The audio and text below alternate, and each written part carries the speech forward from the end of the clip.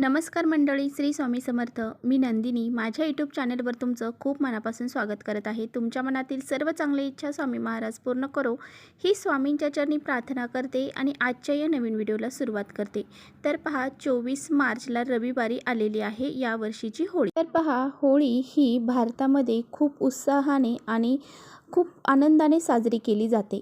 तर वाईटावर चांगल्याचा मात म्हणून ही होळी साजरी केली जाते. तर पहा, प्रत्येकाच्या दारासमोर होळी पेटवली जाते किंवा काही जण एकत्र मिळून होळी ही पेटवतात आणि ह्या होळी अग्नीमध्ये बऱ्याचशा वस्तू ह्या आपण अर्पण करत असतो. आणि त्याचबरोबर होळी या सणाच्या दिवशी काही उपाय आणि सेवा देखील केल्या जातात. म्हणजे वाईटावर चांगल्याची मात, म्हणजे आपल्यामध्ये जी नकारात्मकता आहे, आपल्या घरामध्ये जी नकारात्मकता आहे, त्याचबरोबर आपल्या जीवनामध्ये जे काही दुःख अडचणी आहेत तर त्या राखेमध्ये जळून खाक व्हाव्यात यासाठी ही होळी साजरी केली जाते. आणि त्याबरोबरच आपल्या घरामध्ये सुख शांती समृद्धी निर्माण व्हावी यासाठी होळी ही साजरी केली जाते. आपल्या जीवनामध्ये सुख शांती समृद्धी टिकून राहावी, त्याचबरोबर आपल्या जीवनातल्या जे बी अडचणी आहेत, दारिद्र्य आहे, संकट आहेत तर ते नष्ट होऊन जावे यासाठी होळी हा सण साजरा केला जातो. आणि त्याचबरोबर या दिवशी काही प्रभावी उपाय देखील केले जातात. या दिवशी जर आपण काही उपाय केले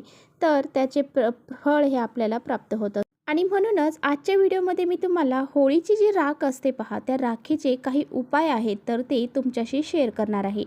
हे उपाय कसे करायचे आहेत तेच आजच्या व्हिडिओमध्ये आपण जाणून घेणार आहोत. हे उपाय जर आपण केले तर कितीही मोठे संकट असू द्या ते दूर होऊन जाईल.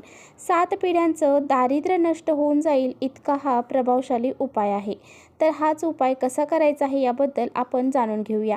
त्यामुळे व्हिडिओ कुठे स्किप न करता शेवटपर्यंत नक्की बघा, जेणेकरून तुमच्यापर्यंत योग्य ती माहिती पोहोचेल. आपल्या चॅनलवर जर नवीन असाल तर चॅनलला सबस्क्राईब करा आणि असेच माहितीपूर्ण व्हिडिओ पाहण्यासाठी बेल आयकॉनलाही प्रेस करा, म्हणजे मी जेव्हा नवीन व्हिडिओ अपलोड करेन त्याचं नोटिफिकेशन सर्वात अगोदर तुम्हाला भेटेल आणि तुम्ही एकही व्हिडिओ मिस करणार नाही. पहा, तुमच्यामध्ये खूप साऱ्या प्रमाणामध्ये नकारात्मकता आहे, तुम्हाला शत्रूंचा त्रास होत आहे व तुम्हाला एखादा आजार झालेला आहे किंवा तुम्ही सतत आजारी पडत आहात, तुमच्यावर सतत काही अडचणी आणि संकट जर येत असतील तर तुम्हाला होळीच्या दिवशी म्हणजे होळीच्या दुसऱ्या दिवशी म्हणजे धुलीवंदन आहे, या दिवशी तुम्हाला काय करायचं आहे तर 24 तारखेला जी होळी पेटवणार आहोत तर त्या होळीची दुसऱ्या दिवशी जी राख बनते पहा, ती राख आपल्याला घ्यायची आहे. आणि जेव्हा आपण आंघोळीला जाणार आहात तेव्हा त्या आंघोळीच्या पाण्यामध्ये ही होळीची राख जी आहे तर ती आपल्याला टाकायची आहे आणि ह्या पाण्याने आंघोळ करायची आहे. जर तुम्ही होळीच्या दुसऱ्या दिवशी ही राख टाकून जर आंघोळ केली तर आपल्यामध्ये जे काही नकारात्मकता आहे,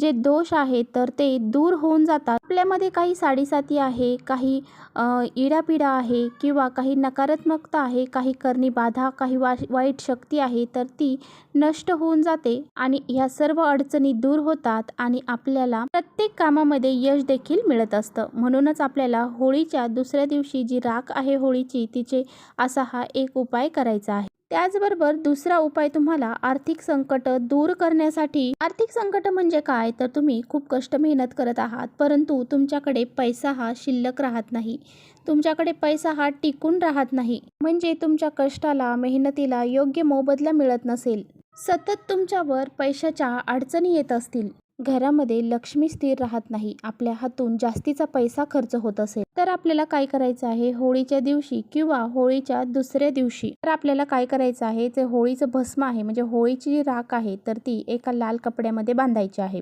तुमच्या पैशाच्या तिजोरीमध्ये ठेवायची आहे. यासोबतच बघा तुम्हाला काय करायचं आहे, एक छोटीशी कागदाची पुडी जी आहे तर ती या राखेची बांधायची आहे आणि ती जी पुडी आहे तर ती तुमच्या पर्समध्ये तुम्हाला ठेवायची आहे. त्यामुळे काय होईल की तुमची जी आर्थिक स्थिती आहे तर ती सुधारायला सुरुवात होईल. तुमचं पाकिट हे नेहमी खाली असेल तर त्यामध्ये पैसे हे टिकून राहतील, तुमच्या घरामध्ये लक्ष्मी ही स्थिर राहील आणि घरामध्ये लक्ष्मी टिकत नसेल तर ती टिकायला सुरुवात होईल. किंवा मग तुम्ही एक जी पोटली आहे ह्या राखेची बांधून आपला जो व्यवसाय असेल, जे चांगला चालत नसेल, पार्लर असेल, दुकान असेल, त्या ठिकाणी तुम्ही ही जी पोटली आहे तर ती तुमच्या पैशाच्या तिजोरीमध्ये ठेवू शकता. त्यामुळे तुमच्या व्यवसायाची प्रगती ही व्हायला सुरुवात होईल. त्याचबरोबर काय करायचं आहे, एका डब्बेमध्ये ही होळीची राख आपल्याला भरून ठेवायची आहे आणि प्रत्येक पौर्णिमा, चतुर्थी, एकादशी, अमावस्या त्या डब्यामधून थोडी थोडी राख आपल्याला काढायची आहे आणि आपल्या घराच्या प्रत्येक कोपऱ्यामध्ये ही राख आपल्याला टाकायची आहे. काय करायचं की जी लक्ष्मी येण्याची वेळ आहे त्याच्या अगोदर आपल्या घरातला झाडू मारून घ्यायचा आणि त्यानंतर ही जी राख आहे तर ती आपल्या घराच्या प्रत्येक कोपऱ्यामध्ये आपल्याला टाकायची आहे. तर बघा, कोणत्याही तिथीला म्हणजे शुभ तिथीला जर तुम्ही हे उपाय केले तर तुमच्या घरातली नकारात्मकता, इडापिडा, जी वाईट शक्ती आहे तर ती घराबाहेर जाते आणि घरामध्ये लक्ष्मीही प्रवेश करत असते. त्यामुळे पहा, तुम्ही असा हा राखीचा एक डब्बा आपल्या घरामध्ये जो भस्म म्हणून हा डब्बा आपल्या घरामध्ये भरून ठेवू शकता. त्याचबरोबर जर तुमच्या घरामध्ये एखादी व्यक्ती सतत चिडचिड करत आहे, ऐकत नाहीये आणि खूप सारी आपल्याला असं वाटत आहे की याला काहीतरी बाहेरची बाधा झालेली आहे, किंवा तुमच्या घरातील व्यक्ती ज्या आहेत किंवा लहान मुलं आहेत ती सतत आजारी पडत आहेत आणि सतत दवाखाना चालू आहे, तर तुम्ही अशा व्यक्तीसाठी सुद्धा एक प्रभावी उपाय करू शकता. हा एक कपडा आपल्याला घ्यायचा आहे. तो कपडा तुम्ही कोणत्याही कलरचा घेऊ शकता, फक्त आपल्याला काळ्या कलरचा घ्यायचा नाही. त्या कपड्यामध्ये जी होळीची राख आहे तर ती आपल्याला बांधायची आहे, त्याची एक पोटली तयार करायची आहे. तर मग तुमच्या घरामध्ये एखादी नजर लागलेली व्यक्ती असेल किंवा सतत आजारी पडणारी व्यक्ती असेल, एखादं लहान मूल असेल, तर त्याला सांगितल्याप्रमाणे तर त्या व्यक्तीच्या उशाखाली रात्री झोपताना तुम्हाला ती राखेची पोटली ठेवायची आहे. काय करायचं, सकाळी लवकर उठायचं आणि ही पोटली तिथून उचलून घ्यायची आहे आणि आपल्या देवघरामध्ये ठेवायची आहे आणि परत दुसऱ्या दिवशी आपल्याला ती पोटली परत त्याच्या उशाखाली रात्री ठेवायची आहे. असं केल्याने त्या व्यक्तीचे आजार जे आहेत तर ते हळूहळू कमी व्हायला सुरुवात होते आणि त्या व्यक्तीला गुण पडायला सुरुवात होते. तर पहा, असा हा अत्यंत प्रभावशाली उपाय तुम्ही एखादी बाधित व्यक्ती आहे किंवा आजारी व्यक्ती आहे तिच्यासाठी करू शकता. त्याचबरोबर तुमच्या घरातील एखाद्या व्यक्तीचे महत्त्वाचे कामं पूर्ण होत नसतील, कोणत्याही कामाला गेले की ती व्यक्ती तशीच माघारी येत असेल, तर आपल्याला काय करायचं, तर हा जो होळीचा भस्म आहे आपल्या घरामध्ये आणून ठेवायचा आहे आणि तुम्ही जेव्हा कोणत्याही महत्त्वाच्या कामाला जाता ह्या होळीचा एक टिळा आपल्याला आपल्या कपाळावरती लावायचा आहे. जेव्हा तुम्ही कोणतेही महत्त्वाचे काम करण्यासाठी जाणार असाल तेव्हा तुम्हाला असं करायचं आहे. असं केल्यामुळे आपले जे महत्त्वाचे कामं आहेत तर ती पूर्ण होते.